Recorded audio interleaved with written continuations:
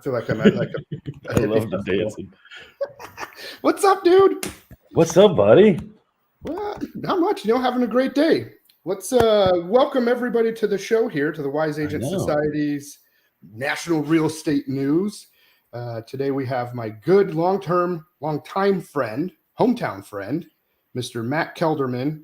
He's also a top producing realtor in Dallas and has been a part of some of the biggest growing of expansion teams and real estate in general, and has been a long-time referral partner and friend from way back. So welcome to the show, Matt.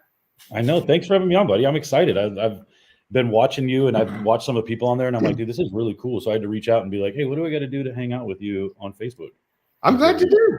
I know, man. I'm glad to. Me doing the reaching out, so it was nice to have somebody reach out to me.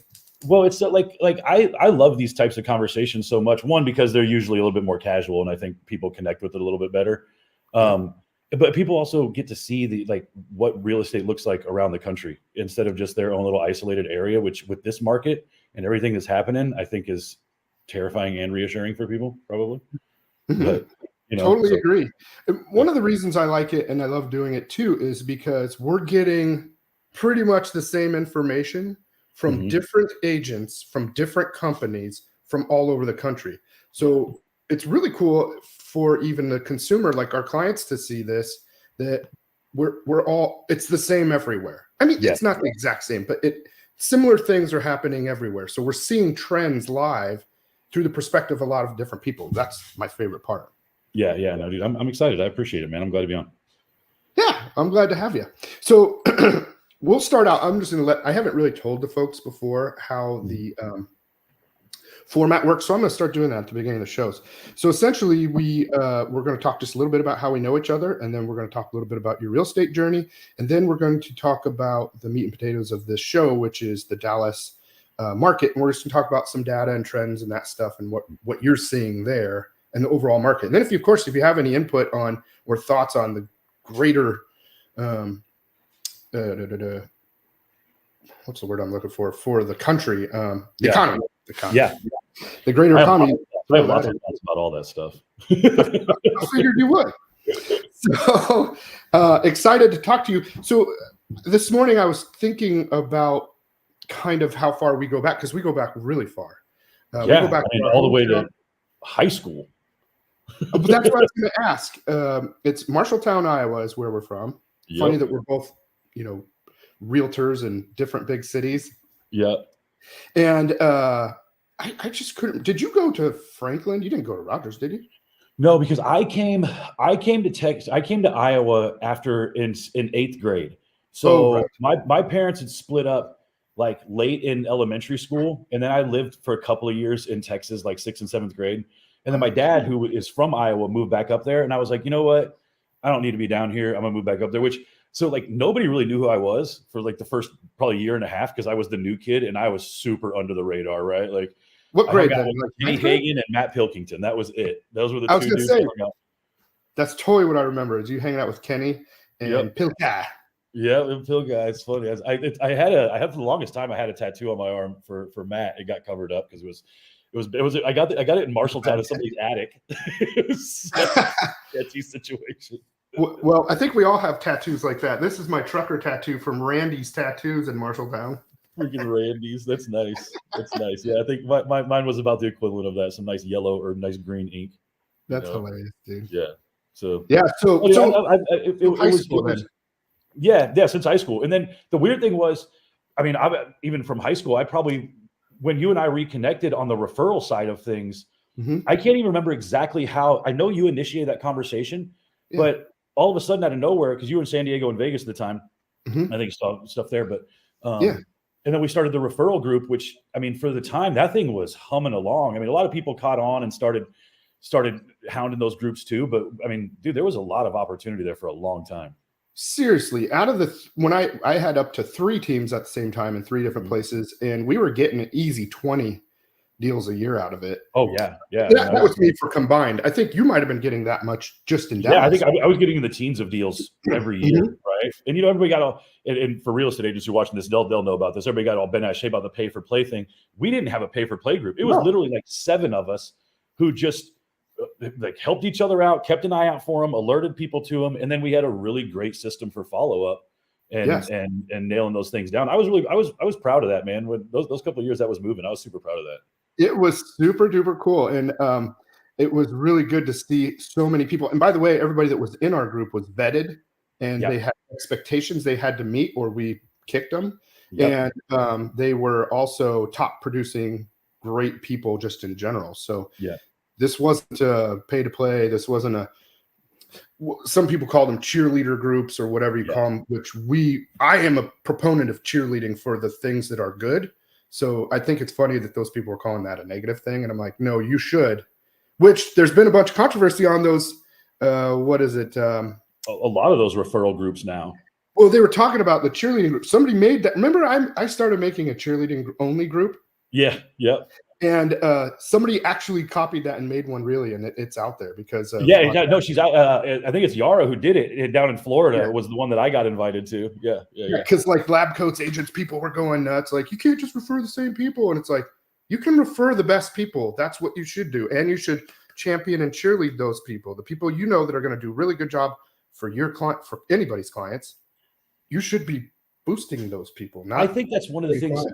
I think that's, I mean, honestly, and I know we're gonna have a candid conversation. That's one of the things that irritates me the most about real estate agents. I mean, you've ran teams, you run teams, I've ran teams. I still coach and mentor people at a pretty high level.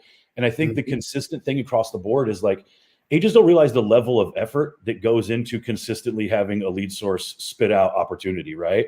And these referral groups are a great opportunity of like the broken mindset of some real estate agents where they see one deal they didn't get, and that becomes the thing they obsess about instead of finding, like, I only do a few things in real estate really well, right? Like, I don't explore every lead generation source. I'm not great at every type of deal, right? I don't like, there's certain deals that I just don't do because I'm not the best representative for those people.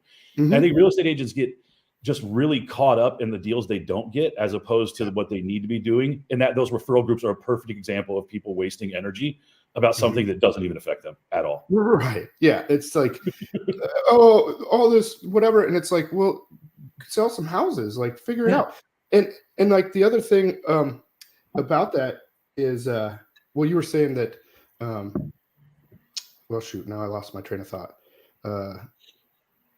Anyway, they're a good resource. Oh, that's it. That's what I was gonna say is that if a mentor once told me that if you're having problems in real estate and whatever, there's not a problem that can't be solved with 10 new listings. Absolutely. So go get in this market. I would say 2 new listings would solve most agents' problems in this market, right? Like 100%. Most agents would just take a listing right now. Right. So if you have a huge pipeline of people coming and a lot of people, then you don't care about the ones you don't get. No, and I think that's one of the things too that there's relief in that because when all you're doing is hunting and killing, right? When you're just lead generating, it feels really gratifying in the moment to have somebody agree to talk to you. It feels great to add somebody to your database or whatever. After you've been doing this for a long time, you realize that is the first step in many steps to procuring that client and ultimately turning that into business and then, funds for your family to live off of. And I, for the longest time, got really caught up in that part of it, not understanding that if I just had a couple of deals consistently, I was way more impressed with adding people to my database than I was just figuring out where my 2 or 3 deals a month were going to come from, based either off my existing database or whatever. And I found that all of the stress relief I was looking for came in having a couple of deals. Because we've all heard this, real estate agents, right? If one deal falls apart and you only have one deal, it's the worst thing ever. If one deal falls apart and you have 3 or 4, it sucks, but it's not nearly as catastrophic to your mindset, to your efforts, to your stick-to-itiveness, all those things that generally drive entrepreneurs out of the business, right? And so my goal is always just to have a couple of deals under contract. I get real antsy when there's nothing under contract, like real antsy. Yeah, no, I feel you. And then also, and I know you know about this too, is like working that through others as well is even trickier because you're not even controlling it. Like when you have I'm dealing with that right now, right? Like I have a listing on the market and it's my listing. The buyer's agent is amazing. The buyer's just not really performing. Like they're not doing basic stuff like delivering option and earnest money checks, right? And they're sitting in default of the contract. Now we're just sitting here with a buyer who's kind of refusing to take action. And the other agent and I are working together carefully, but I'm also becoming increasingly frustrated with the situation as she is. And in that scenario, it's real easy to start turning on each other. So that's actually what I was texting when we were doing this. We're trying to figure out a solution. I think ultimately my seller's probably gonna be screwed unless they want to file a lawsuit, which I would never recommend at this point, say injunction. But that working with collaboratively with other agents, either in a transaction or to procure referrals and stuff, that's when I do that well, my business looks good. Times when I've done that poorly, my business has not been where I want it to be at all. 100% agree. I've done that too. And it's when emotions get involved that you lose that professional edge. Yes. You know? So it's our job to try to keep cool. And that's tough sometimes, but that's what we're ultimately out there to do, is help everybody keep their heads cool.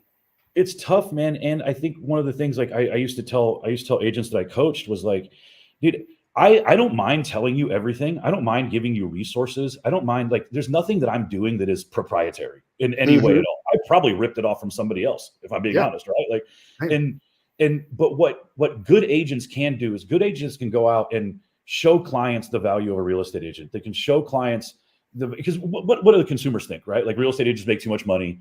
They don't do enough work, right? The general consumer doesn't think real estate agents are blowing it up out there and earning all of their money, right? So if we can, as an industry, go out there and not change that perspective, but change it one person at a time who deal with us, we're also protecting the career we have all chosen, right? Like, commissions are under attack. That's fine. Maybe they should be, right?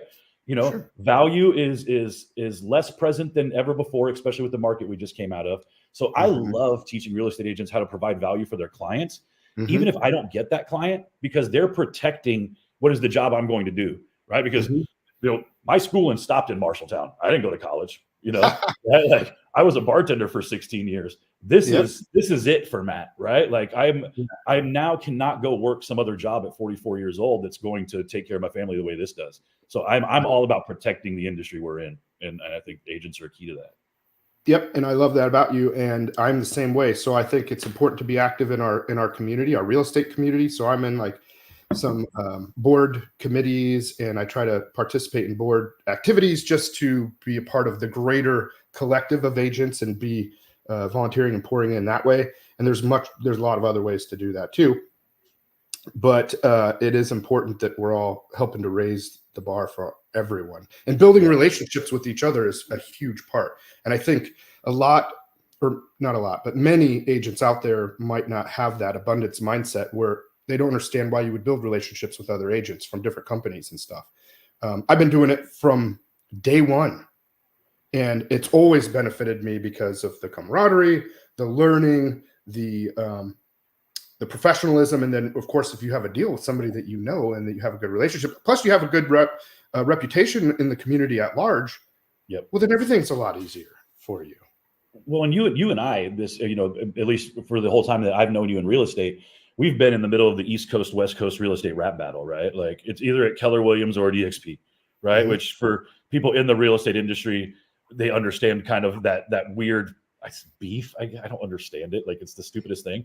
And I also, like, funny because we've been on both sides of that beef. We've been on both sides of it, right? Like, when I was at Keller Williams, I wasn't going to EXP. That wasn't because I was like a Keller Williams homer. It was just because I was in alignment with the right people, right? It's always been about the right people. And then when that alignment changed, like, the opportunity changed. And I believe that EXP is the best opportunity in real estate right now, right? And so that's why I'm here. And there's also an advantage to still having a lot of those relationships at Keller Williams, right? Like, I love the fact that I still refer, like, Keller Williams. I don't have an EXP referral partner. I'll still refer. Like, I don't care about brokerages. If you went to Real tomorrow, I would still refer you in all the areas you're in, right? Yeah, it would make a difference to me. No, it makes sense for different people to be where they're at. So that there's good. All the brokerages are good. They can all be good, and they might make sense for somebody. There are people making money everywhere. Yes, the brokerage you're at doesn't matter unless it's not serving you, and so that's how it was for us. And forever I said that EXP would never be able to serve me. I was the biggest poo-pooer of EXP forever until it wasn't, until it made sense. And then now it allows me to do things I've never ever been able to do before, and structure all my things differently and make my life better and my work-life balance, all that. So, but you can do that at any brokerage. You can definitely do that at any brokerage. And I think I think that is actually probably a more important part of this, right? Like, the brokerage, only matter. I don't want to say no. The brokerage doesn't matter at all. There are different things brokerages offer that pair different with personalities and skill sets. So I think your brokerage matters. But I think when you start comparing a lot of the larger brokerages in general, right? Like I think all of them are going to provide a very similar experience from the broker's perspective. They may have different avenues for you to make money, right? But at the end of the day, it is only about people. I have never had a really serious real estate agent, right? Like, and I never say this about other real estate. I never want to speak negatively about real estate agents, but when you are switching to, so let's say, a flat fee type of brokerage, right? I think that's the step before you get out of the business.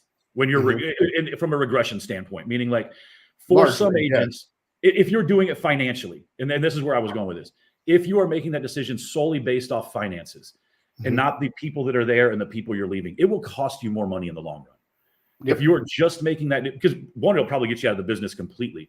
And that was the thing that I struggled with the most in making the switch from Keller Williams to EXP, was refinding those people in my world who I could count on, right? Like I had a lot of connections there, and some of those people they weren't really excited about me making the change, right? Like my social media is way less active than it used to be, right? Like because of people drawing up company lines, and the people that are like-minded didn't think anything about it. It was a congratulations. So it was really easy switch, I think, for me, and I appreciated that.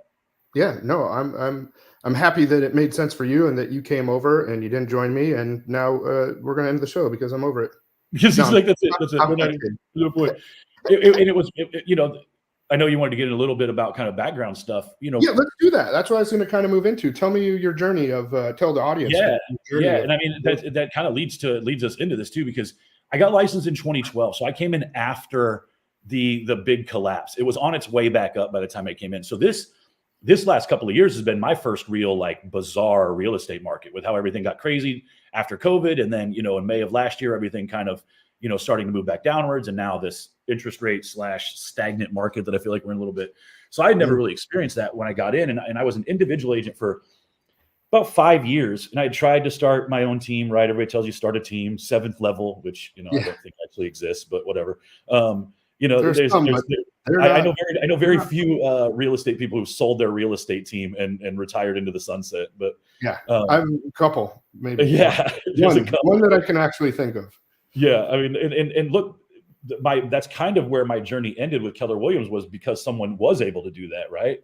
And then I met a person in late 2017 who was looking for high producing individual real estate agents to start like kind of expansion franchise type models with in different cities. And so I took that on, and at the time I think I had done like 36 transactions or something like that. Solid, right? 3 a month. And so I was very happy. And then went into trying to grow the team, and it was a failure for 18 months. And then Brian, my old business partner, and I partnered, and the team all of a sudden then goes from, Brian and I's combined production, which was probably about 31 million, to 65, to 84, to 102, and then to where we finished last year like 153, and it imploded on itself at the same time, right? Because I feel that's what teams do, honestly. That's exactly what they do. And then from the span of essentially December of last year until April of this year, which is when I left, the lion's share of the production walked out of the door, right? Some of that was probably realistically, Brian and I were riding the wave of the market like everybody else was. And we were probably presenting as way better than we were, even though our numbers were awesome, right? We probably weren't as skilled at leading as we were. We didn't have a game plan for agents questioning value, right? Team splits are higher than you would get at a brokerage. And we didn't have an answer for agents who weren't closing as many deals because interest rates went up, and how to provide them with more opportunity inside a 50-50 commission structure, essentially. Right. We didn't have those answers. And without those answers, you have a couple of people leave, and then everybody starts looking at the door. Right. And I was essentially last man out. It wasn't the greatest breakup, but it was necessary, and it's healing. It's gotten better, but it's been an awesome journey. And I will tell you, kind of one of the coolest things is being back on my own. I didn't think I would like being an individual agent on my own again after being on a team and having all of that leverage. And there's been plenty of challenges, no doubt. Oh yeah. But man, I love being on my own again. Right. Mm-hmm. It's not that anybody was telling me what to do before, but there's just so much freedom in your own accountability. I would say you own it all. Yeah, it is. It is much or as little as you want it to be. It's what you get. Absolutely. My mind absolutely breaks when you bust your ass for something and have somebody come up and tell you it's not valuable. I mean, like it physically hurts, right? When you're a team leader and you're paying for leads, and then the agent comes up and says these leads suck.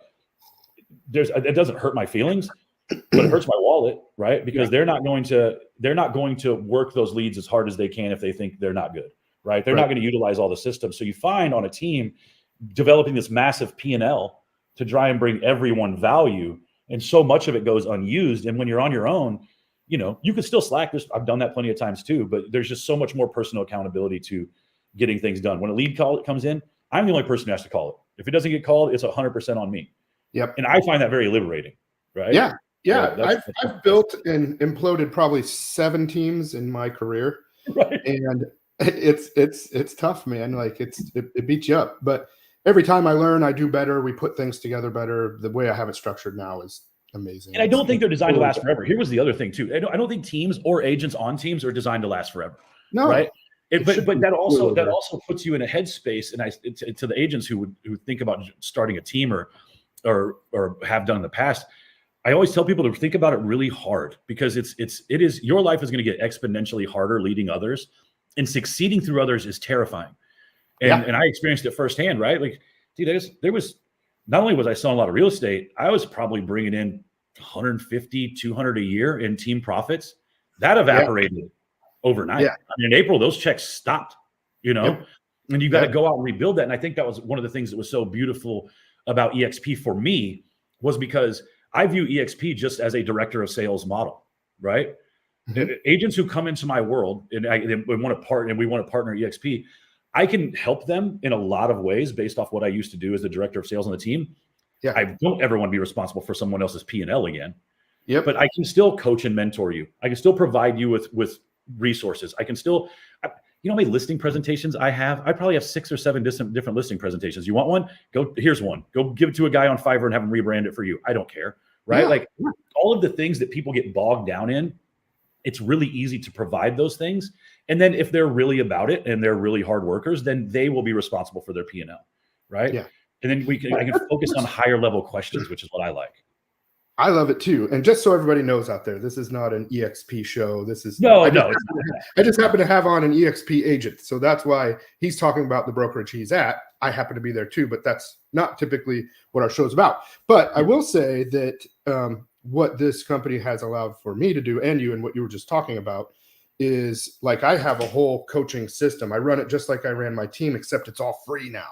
Yep. Nobody has to pay me a split on any of their business. They get to work my databases and business just like they did, but not for a 50% split, for a 25 or 30% split if they convert it. If I convert it, it's 50%. But we have a huge training program. We have a step-by-step system, and a coaching, accountability, tracking, training, leads, all of it, and it's all free. Before, I couldn't afford to do that. I couldn't afford to give all that stuff away for free. You have to in a traditional team structure.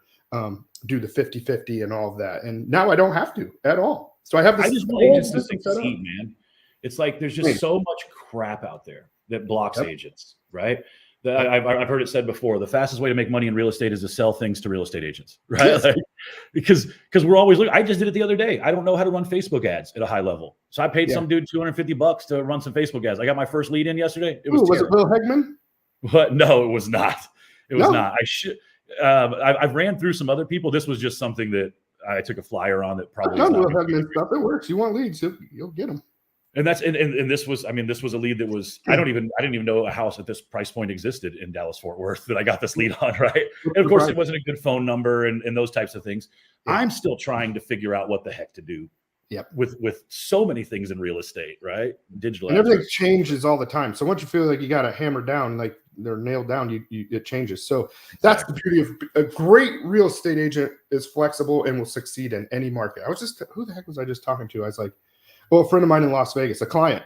And I was saying that, he's talking about how, the market's tough and, it's people are struggling, agents and stuff. And I'm like, well, the ones that maybe aren't full-time or aren't doing it as a real professional, taking it seriously, they might go away. And that's fine. There's nothing wrong with that. There might be something you're way better at than this. But the people that are going to succeed in real estate will succeed in any market. You just shift your focus and your structure, and you go after things in a different way. Because what happens in a tough market, let's just say for real estate agents, is the ones that do well take all the market share. Yep. So it's actually an opportunity. It's not a negative. It's an opportunity. If you step up your game and you look for the ways, and I'll tell you, we can boil it down to one. This is one of my mentors told me back in the day. If you're not getting the success that you need, that you want to see or you need in real estate, then have more conversations with people about real estate. Yes. That's it. That's it. All you have to do is talk more to strangers. So I've broken this down to further. You need to have more conversations with strangers every week about real estate. And the minimum words that come out of your mouth, I've said this a bunch of times, is, are you or anyone you know interested in buying, selling, or investing in real estate? So that could go into the conversation however you want, but you need to have that at least 5 times a day, at least 4 days a week. And the thing that I like about that too, and I've told agents over the years too, and I've even implemented that myself, is you just said working that into the conversation. I think I'm so glad that we went away from calling them scripts, and now I focus on calling them conversations, because yes.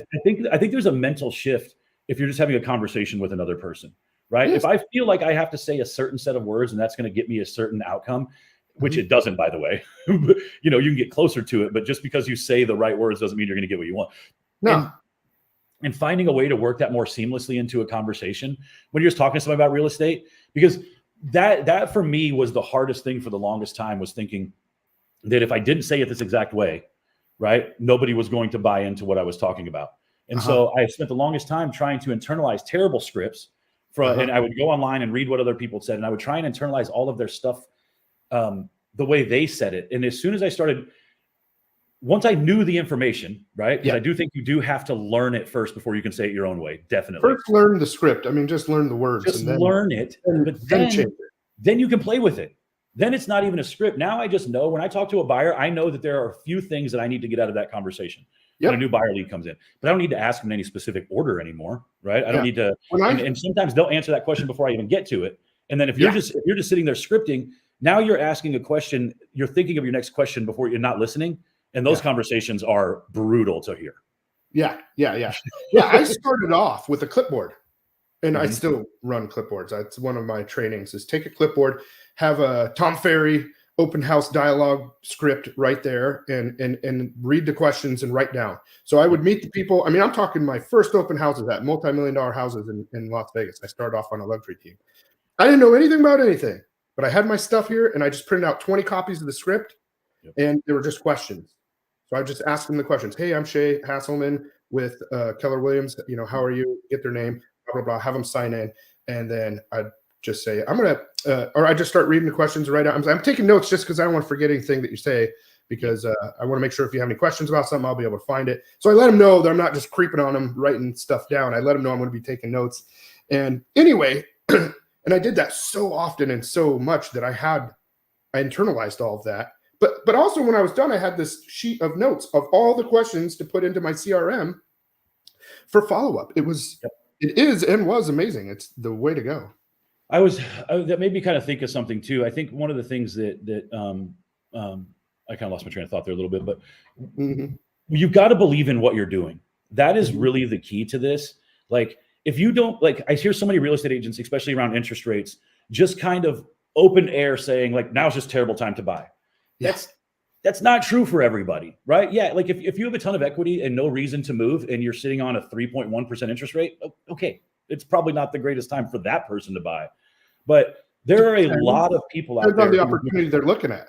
Exactly. It depends on exactly what they're trying to do. What if they're trying to downsize, right? What if they've got a huge house that they're paying tons of taxes on that they don't really need anymore, right? Yep. So there's a lot of reasons why people buy and sell, and I think real estate agents, and I've done this in my career. I do this with for sale by owners still. I still have a very apologetic conversation with for sale by owners. I don't know why. They terrify me, but I think it's because they've made a fundamental decision by being a for sale by owner in the first place to say, I don't think you as a real estate agent have value. So I go into it with that mindset sometimes. And I call them. I've got a FSBO preview at 5:30 today that I'm going on. Oh, I right still on. do it, but it is easily the conversation I am the worst at, because I never, at some point in there, I always find myself wanting to promise them that I have a buyer, right? Because I just can't ever navigate these conversations. And so that's something that I actively work on. Real quick, I have a whole system for sale by owners I put together that's amazing. I'd love to see it. I'll share it to you offline, but it's basically, I have this whole thing that says how to sell your house without a realtor for the most money, or how to sell your house on your own without a realtor for the most money, something like that. And then it goes through a list of everything we do as a realtor. Yes. And I mean, it said order signs from here. Here's how much they cost. You need the double reflective signs. You need 25 open house signs. You need to get a lockbox. You have to have open houses this many times a week, and say, look, I'm going to give you all of the stuff that we do.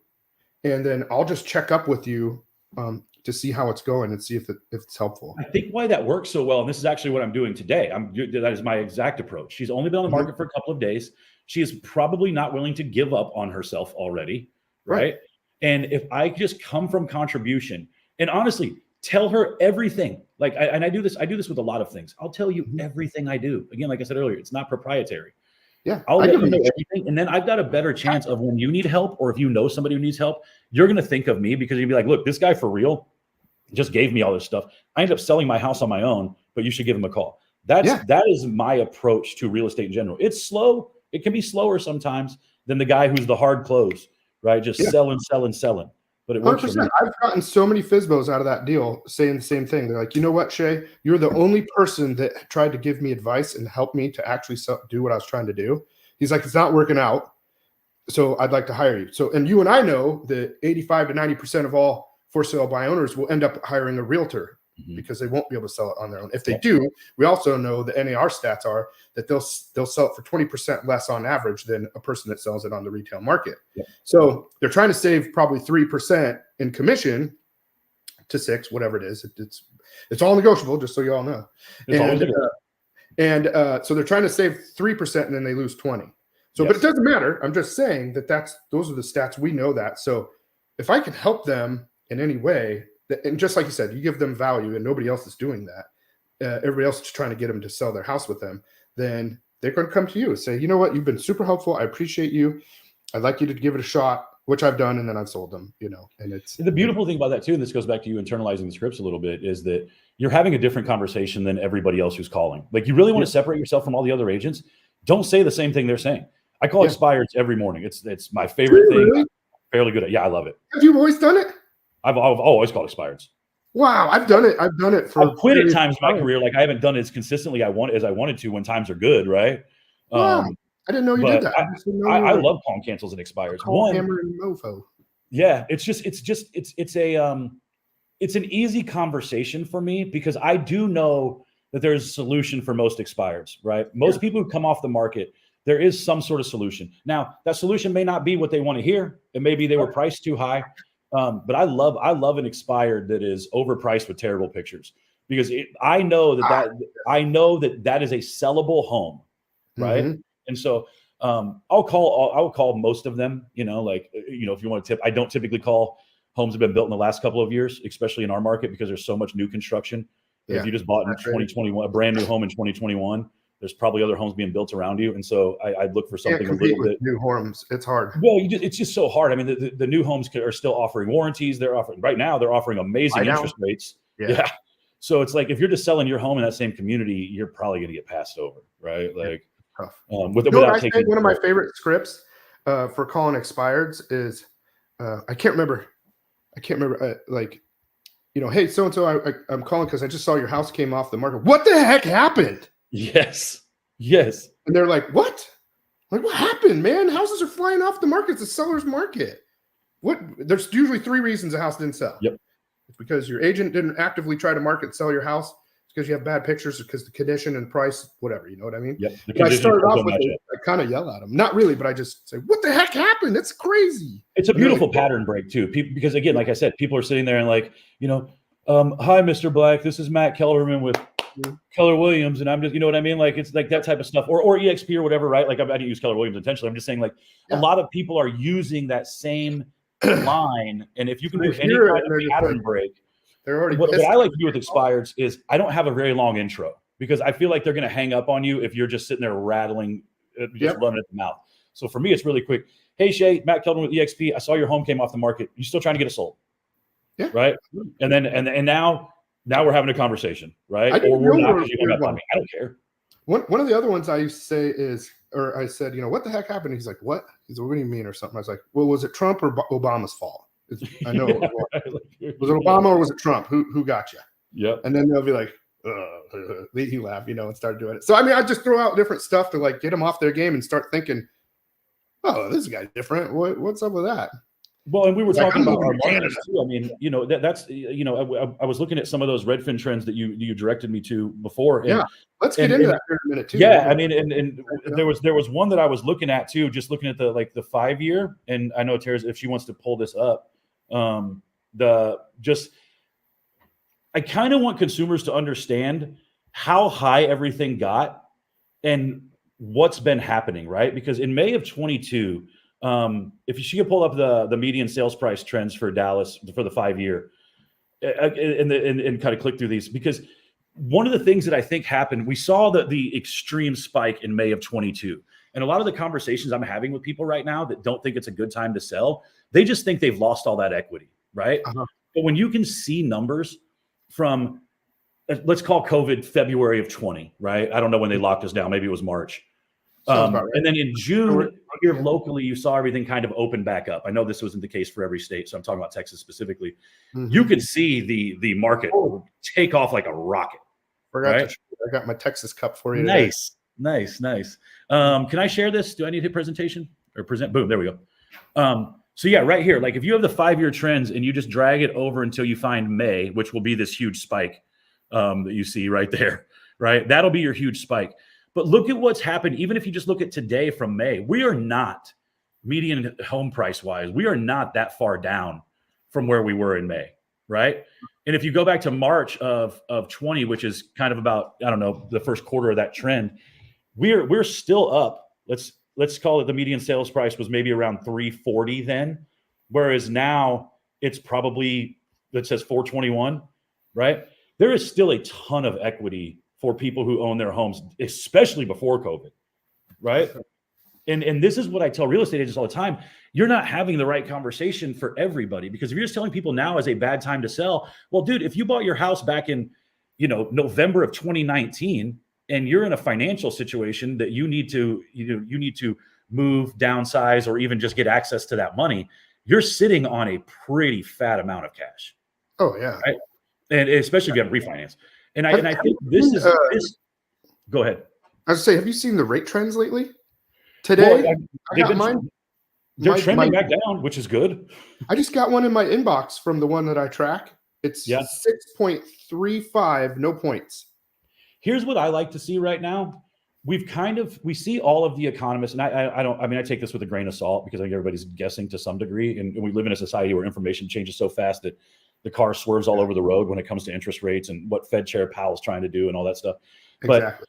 But I think one of the things that we are seeing right now is if you just do a simple Google search of what they're saying out there right now, everybody's in agreement that there's going to be a lightening of interest rates next year. That will probably get down to 6.5 in the spring, maybe end the year in the low 6s. And I think that stays true. I mean, it's an election year. This is not a political. That's what I was just going to say. Election year, interest rates are not going to skyrocket in election year. You got somebody trying to get reelected. Yeah. They're not going to give the other person the ammunition to go ape S over anything, right? Yep. So I think we're going to move into a good spring buying season. Now, I think so. I don't, for some sellers who are sitting on a great interest rate, that still may not move them because 6.5 is still higher than 3.5.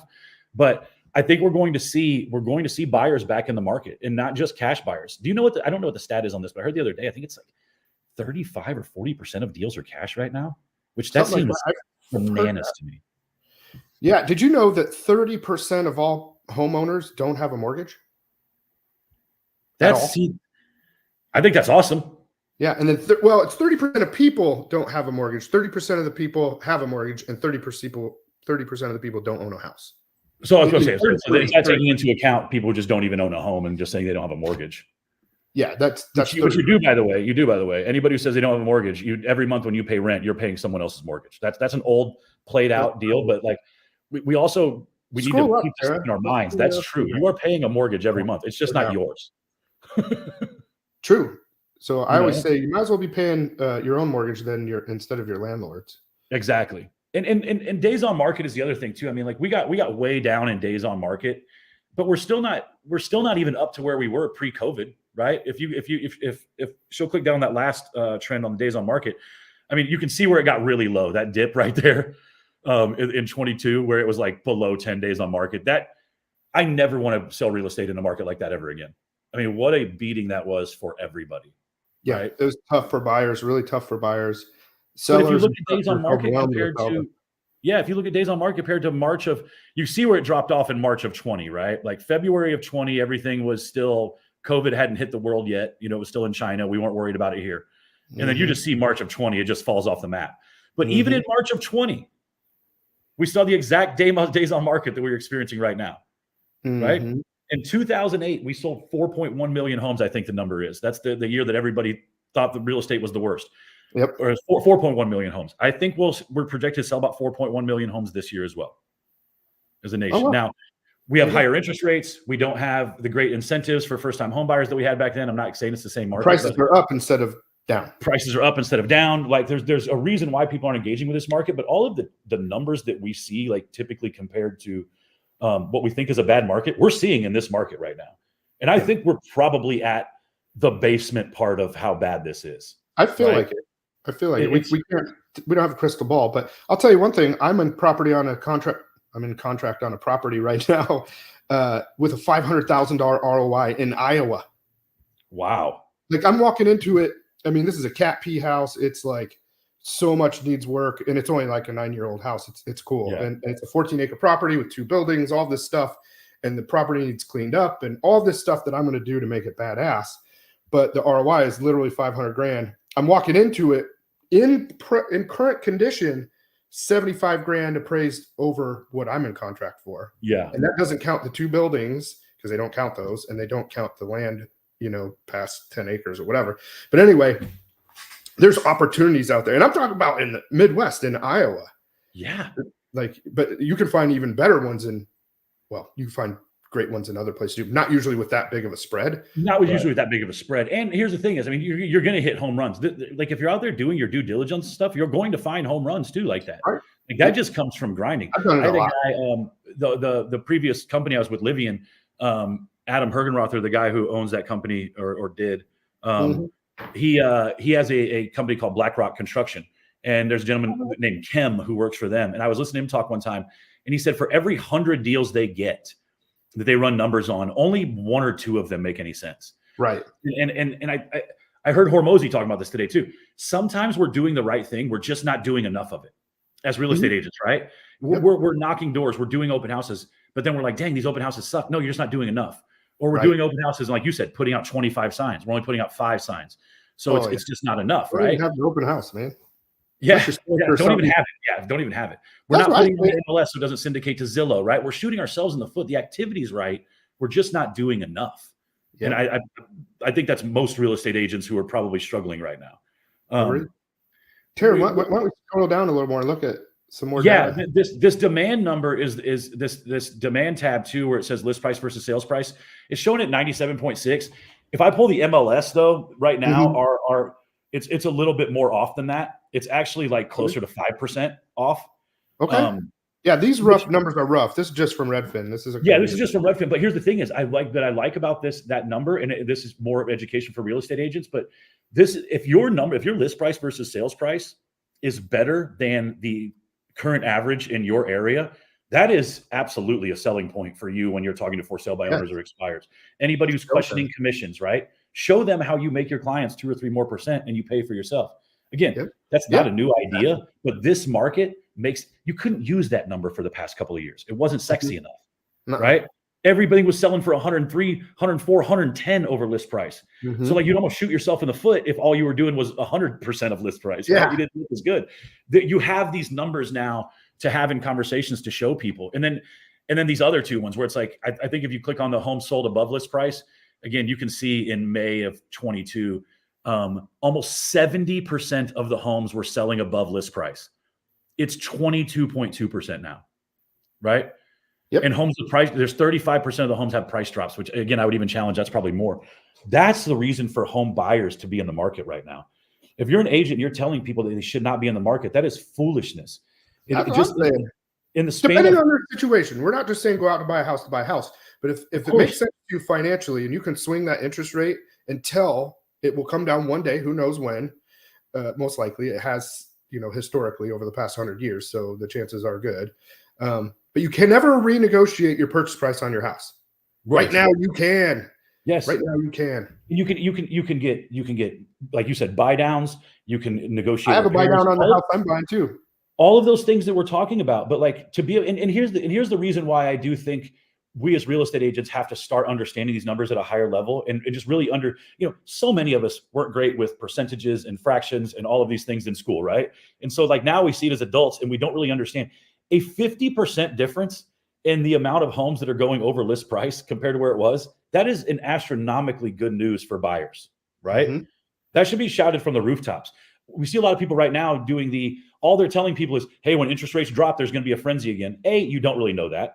And mm-hmm. B, that's not even telling the story you want to tell people. That sounds like you, the real estate agent, having a whole lot of interest in them buying houses. If you would show them numbers of, look, guys, days on market are up, which is good for you, the buyer, right? Yeah, I just gave a buyer 8K towards. Yeah, that's what I'm saying. They asked for 20. There is money all over the place, and motivated sellers. Also, this time of year, who's on the market in December between Thanksgiving and Christmas who's just taking a flyer? Nobody. These are serious sellers who are motivated right now with real opportunity for buyers in a market that is their advantage. And refinances aren't free, but I don't think we're ever going to see 2% and 3% again. But if interest rates get down to 5.5%, which is probably where they should and will hang out eventually, then you refinance if that bothers you that much, right? But like renting right now, if you're renting and just not engaging with this market because of interest rates, it might just be because some of the information you're getting isn't exactly accurate or not being presented in the right way. And we as real estate agents have to own that. We love posting our sales and all this other garbage that essentially just tell people that we're killing it all the time, when we need to be more honest with them about a lot of stuff, right? Sure. Yeah, and I think this is forthcoming. I mean, of course, you always want to show your wins, and agree, and show that you're the neighborhood expert and stuff like that, and that you're relevant.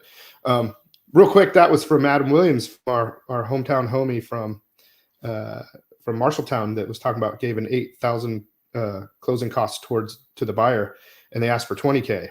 I just got 15. I got 15 for rate buy down. 2-1 buy down. So my first year will be 4.99. Now I'm kicking myself because they're almost at 6. So we might just end up refining before, too long. And then I also got a credit for some demo and teardown stuff. Yeah. You couldn't get that. You couldn't get that last year. You know what I mean? Builders, man. You want to go to new construction communities right now. They're offering design center credits, interest rate buy down. Some of them, especially, I would say be a little bit careful, because usually the reason they can do this is because they own all of these companies. Right. They own the title company. They own the lender. So you make sure you have a representative, because always the builder rep isn't always a licensed agent, and they're not they don't have required to adhere to the same ethics as a real estate agent. So, I mean, cover yourself, but you can go to the builder and kind of take all their incentives and do really well for yourself right now. And DFW, I know everybody doesn't have the same amount of new construction we have here, but you can do a lot with that. Yeah. Hey, Tara, let's scroll down a little more. And this is that fun migration thing. This right here too. If agents who want to run ads or start knowing where to target, if you're in a major metropolitan area, I would say right now, we were talking about referrals earlier, you should find referral partners in all of these 10 cities on the left, and you should find referral partners for all of these 10 cities on the right. Scroll up or down a little, Tara. Let's see where we're. Right there. Because the deal is, the people on the left, those are people who potentially can be sending things to you, right? Mm-hmm. So if you want to run, ads, or you want to partner with agents, not just one, but start that's the place to start. And then for your outbound referrals, again, I don't send many referrals out because there are just a lot of people are moving to DFW. It's a good place to live. It's not as affordable as it was. We don't have state income tax. There's a lot of reasons. It's very business friendly here. Just a little, Tara, so we can see the pretty picture. There you go. It's very business friendly here, and I think, so we have a lot of people moving here. But if you're doing consistent lead generation, expireds, for instance, for sale by owners, you will find a lot of people going out of your area. I think I closed 6 deals this year where I just represented the seller because they were moving, right? Wow. And that chart on the right would give you a pretty good idea of where to focus your efforts. You know, if you at least know where people are moving from your area, where they're moving to, and you can find partners there as well. Mm-hmm. What's that little fancy blue one? I didn't see that blue. That's the moving from Dallas. Oh, okay, that's the moving from one. The Yeah, opposite. okay. But this is a cool chart, or a cool whole sheet here. Scroll down a little more, Tara. I want to see the right here. Recent offers. These are the best. See where it says more offer insights. Click that, and then we'll see a few more of these. Yep, right there. Now, take a look at that, Matt. You want to read it, or you want me to do it? Oh yeah, no. Like it's funny because these ones are. I've never looked at this chart on here before, but the offers not being accepted part. Yeah. How many offers? This one had 23 offers. Yes. What I think is really cool about this is the first one is very telling, right? The luxury market right now. Now, this person offering $950 in households for $125. Obviously, they were way under list price, and they were probably just trying to. They had another offer. Yeah, but this is what the luxury market looks right now, right? Like people are trying on the luxury side to beat people up on price. Yeah, right. They got dough. Yeah, and we're seeing price adjustments more than we used to as well, right? We're seeing a lot more. Even I'm having to do this. Go in and ask for 2 or 3 price adjustments on some of these houses. Because I'll be honest with you, I'm not afraid of pricing a house aggressively if the seller understands the game plan. Agreed. We said if we don't get the right interest that we should be having in the first week or two, then we're going to talk about a price drop. That's exactly. I tell them what we're doing. I don't say, hey, this is, we'll go for the gusto. We go through and we do a market analysis, so we have a really accurate range. Here's what's possible. I'm okay to go on the top of this range, but if we're not getting the activity that we should be based on what the market's seeing, then we know that we have a problem and then we're going to make some adjustments. Yep. Per week or per 2 weeks, whatever it is. Absolutely. I want to answer Adam's question too. Man, I think your best bet is to run Google pay-per-click ads and then Facebook retargeting ads, right? Because he was asking where you're placing the ads. Google pay-per-click is great. And the thing is, you can go to YouTube and Google will tell you how to run their ads.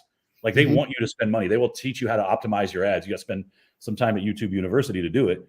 And then you take that and you put those people into a Facebook retargeting audience, right? And which keeps your Facebook retargeting audiences. Yeah, and you just apply pixels to it. Now you're not running just generic Facebook ads because Facebook is really voyeuristic in general. People are just looking at the photos and clicking, and their information may not be accurate. Google pay-per-clicks are much higher intent leads. Spend the money on a Google pay-per-click and then use the Facebook retargeting on those people, right? So I love it. I think that's the way to target the people moving like Dallas specifically from California, right? Like everywhere in California, LA, San Francisco, San Diego, like so many people moving here. They're going to Texas, they're going to Vegas, they're going to places like that with no state income tax and all that kind of stuff. But Texas in general is on fire. Tennessee's on fire. For all those reasons. It used to be North Carolina as well. North Carolina, yes, Raleigh, huge. and tons of people moving to North Carolina. People in Raleigh, and all around there. Those places have become less affordable lately, but so has everywhere. And so, just so everybody knows, that's not going to stop. I mean, that's going to continue to go up as inventory stays low, and demand is still high. Interest rates go low. The demand is going to go higher. So I feel like we're going into a season of a lot more appreciation, and the builders aren't building enough since the last recession, and they never will. They're afraid to build. They got caught holding the bag in the last recession. They ain't going to do that again. Now they're super gun shy. Yeah, they've been too gun shy, and they've built up all this demand, and they're never going to catch up. So either BlackRock, Blackstone, all these huge corporations that are buying properties like crazy are going to own everything, and you're going to rent, or you need to get something so that you can start building wealth for your family. Something affordable and that makes sense. I'm not even saying you have to live in it. Go buy a house in Cleveland for $65,000 and rent it out, and you don't live in it, you don't manage it, nothing. That's a really great point that I think people don't really look at enough, right? Like you don't be hemmed in by where you physically live. Yeah. Right. I know that there are some, and only because I have a business partner there are some screaming deals in Arkansas right now. Oh, Arkansas is cool too. There's some spots out there where if you're looking to invest, say you're we get these calls, say you're younger, or you're looking to invest for the first time and you don't have a ton of cash. Those places are a great place to start. Agreed. There's Cleveland, Cincinnati, I think it's Pittsburgh, Pennsylvania is a great one. Jacksonville, Florida. You could Google best investment property cities, whatever. You can find these articles that talk about you want a low purchase price. You want a high flow through cash flow. It doesn't matter about appreciation. Appreciation is bonus to play this investor game. Now, if you buy in like say San Diego or somewhere in California, those might have high appreciation, low flow through, low cash flow. Yep. So it's really expensive to play that game and you don't get returns. So the other ones are the ones that people want in mass. So those are all really great places to go. And you can find a list of 20. And Arkansas I hadn't heard of. Atlanta is a hot one, or it might be getting too pricey too now. I don't know. Atlanta, and I don't know much about the Atlanta market. Here's what I will say too, is like for the people who are like, well, I'm just going to wait for this market to crash and then I'm going to jump in and buy. Here's what's going to happen. Do you realize how much money BlackRock and all of these guys have sitting on the sidelines ready to deploy? Like billions of dollars. Like you can't even play with them, right? Yep. And make no mistake, they are trying to turn us into a nation of renters. Yes, they are trying very hard to buy up everything they can get their hands on. It's smart. It's capitalism. It's very smart. And that's money. But that's also why this waiting game for prices to drop is actually it's probably not going to happen the way people think it is. There's not going to be some 50% drop in everything.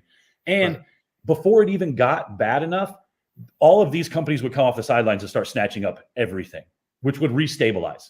Right? I'm not like I didn't even graduate. I barely graduated high school. I didn't go to college, so I'm not saying I'm the smartest guy in the world. This just seems like common sense to me, right?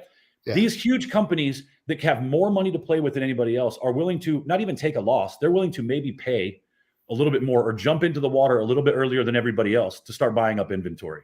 And they're doing it. They've been doing it. You know, we talked about the cash offers earlier. I'm sure the majority of those cash offers are big, huge hedge fund style. Yeah. Yep. Hey, real quick. So hi, Paula. I said hi to her. Thanks for being on the show. And Paulette. I said Paula. Paulette. We both know Paulette. And then Adam said again that this is a great point. So South Carolina is good as well. He's buying San Francisco homes $80,000 or single family homes $80,000, putting $20,000 in, and then refinancing at 160, pulling all the money out and renting for $1,500. That's genius. That's the game right there. That's it. Just do a cash out refi, pull that money out, and boom shakalaka. Use that money to go buy another one.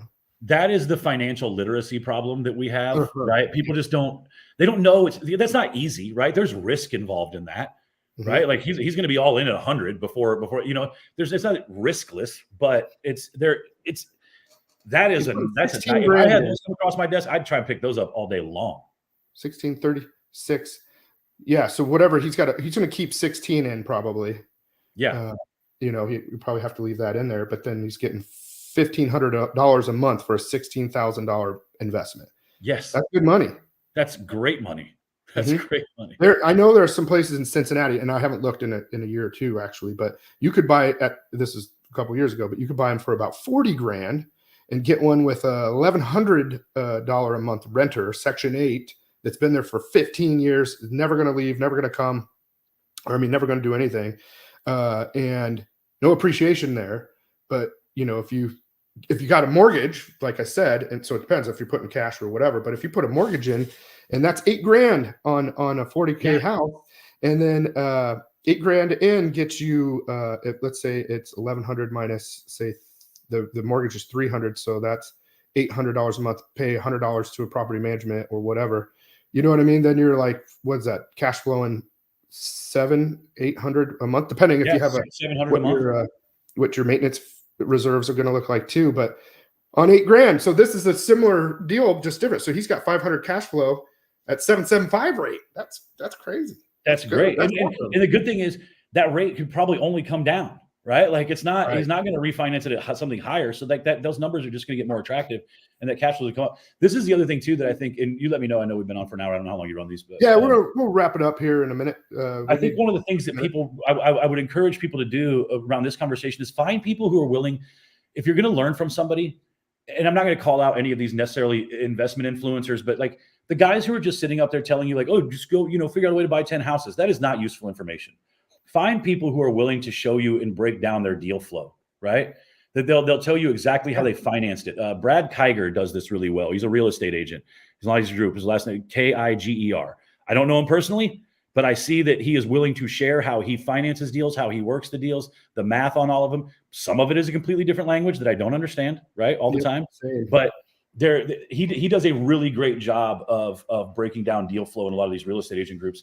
And you know, there's tons of awesome guys out there who are doing amazing stuff. But if they're not willing to show you how they make these deals work, they're just talking, right? Yeah. And there's only so much you can learn from that. A lot of them will. So find the people that will, or talk to us. We'll direct you to places to go to. Absolutely. And so a couple of things here. First thing, we need to wrap this up. So secondly is that what I would like to do is, I love this Adam's showing examples, and I've been talking about these examples a long time, of getting these single families, and these are great investments. But then the next level would be to go to Detroit or somewhere where you can get some cheap real estate and buy commercial properties like a fourplex, maybe start next. But I would like to get into the 20plexes and a bigger apartment building. And I've seen some guys, investor guys, talking about how they do that. And you can structure it. If you do all this stuff right, you can do it with very little potentially of your own money, or you're using house money to do it after you've made these profits on different stepping stones all the way up. So super cool on that. And that's what I'd like to do, is get some cheap multifamily stuff and start building a portfolio so that it's generational wealth to your kids down the road. Here's a 30plex in Detroit that you can have, one for this kid, one for this kid, and it didn't cost you all that much, Yep. But that doesn't start right away. You got to start with these houses in South Carolina, in Cleveland, wherever, and get some of these less expensive ones and build your way up. So yeah, it is time to wrap this up. What do you think would be a good way for you to summarize our chat and wrap it up? Terry, you can thank you. Yeah, I appreciate the people who listen and gave us some encouragement that sometimes that we're throwing out there. You never know if people are receiving it.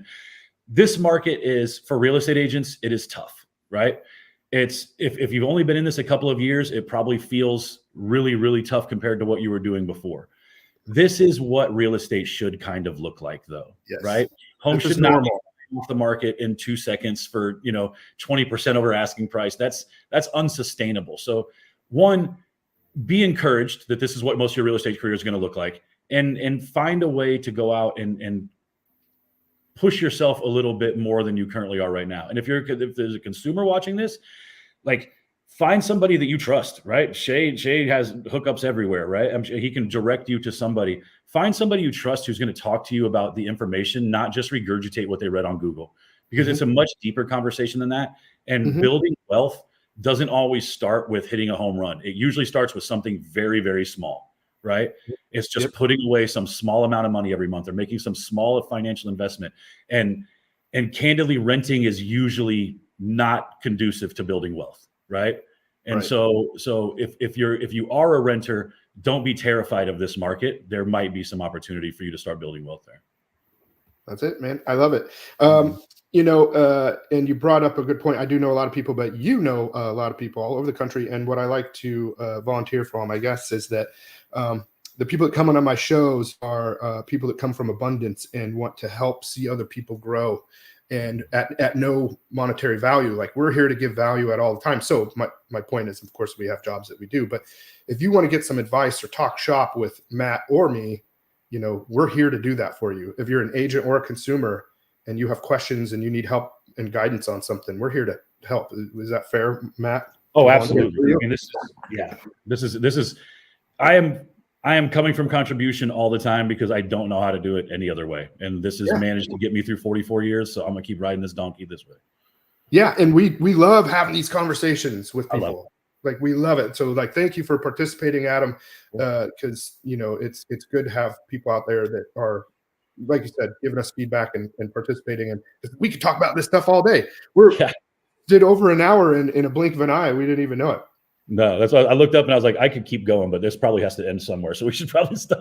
Yeah, no, but thank you so much for being on the show. This has been a delight. It's cool to have a homeschool Maidrite homie on the show. Yes, sir. And we'll do it again soon, I hope, and looking forward to chatting with you. Thank you all for coming to the show today. Be sure to catch us next week on Tuesday. We do this Tuesdays, Thursdays at 11 a.m. Every week, 11 a.m. Central Time, 9 a.m. Pacific Time. So we'll see you all in the next show. Have a great day, everyone. Thanks, everybody. Thanks, man. Ooh, that is jazzy.